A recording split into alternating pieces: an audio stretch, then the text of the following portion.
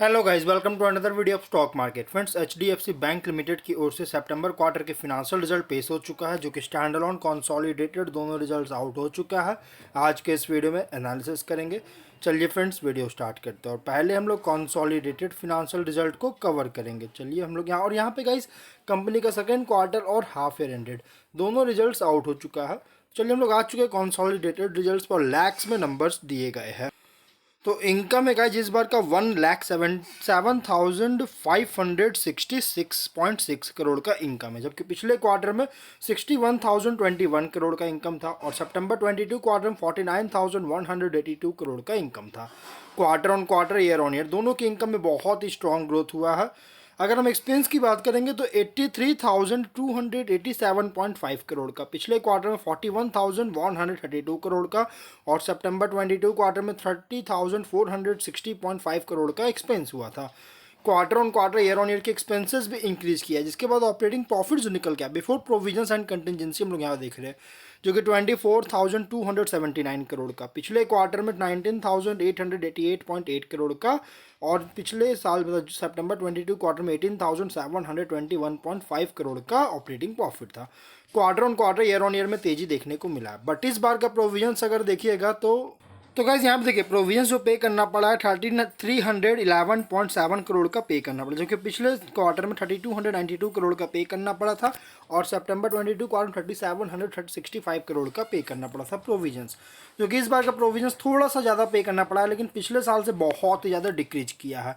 जिसके बाद operating profit है 20,967 करोड़ का, quarter on quarter, year on year में इंक्रीज करती हुई नजर आ रही है।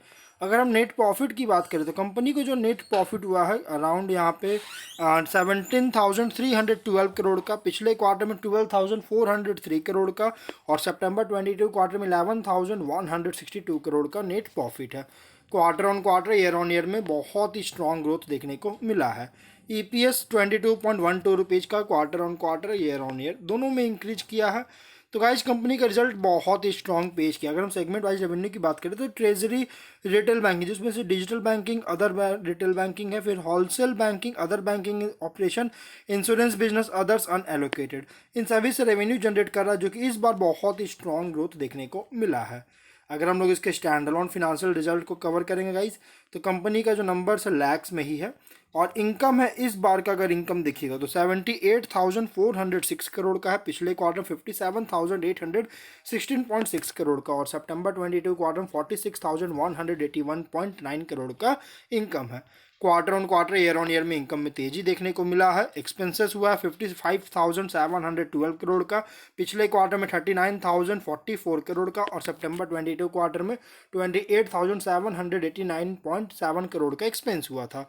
Quarter on quarter, year on year के एक्सपेंसेस भी इंक्रीज किया है, जिसके बाद ऑपरेटिंग प्रॉफिट है 22,693 करोड़ का, जो कि पिछले क्वार्टर 18,772 करोड़ का और सितंबर 22 क्वार्टर में 17,392 करोड़ का ऑपरेटिंग प्रॉफिट था बिफोर प्रोविजंस।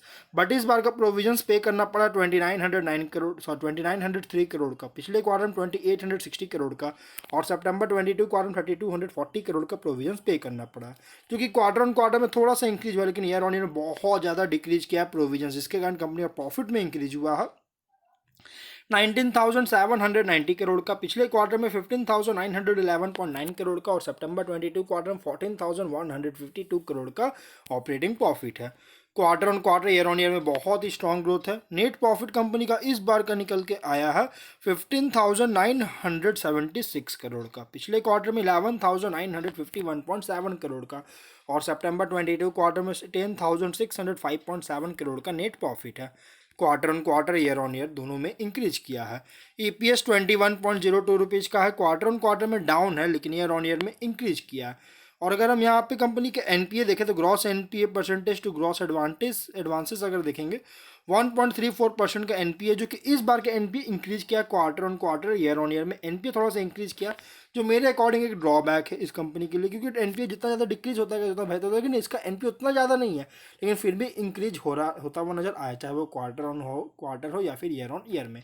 तो यहाँ पे कंपनी ओवरऑल बहुत ही स्ट्रॉन्ग रिजल्ट पेश किया है। इसका रिजल्ट कल के दिन आने वाला था गाइज, लेकिन इसका रिजल्ट कल के दिन पोस्टपोन करके आज के दिन रिजल्ट दिया है और अच्छी रिजल्ट कंपनी पेश किया है।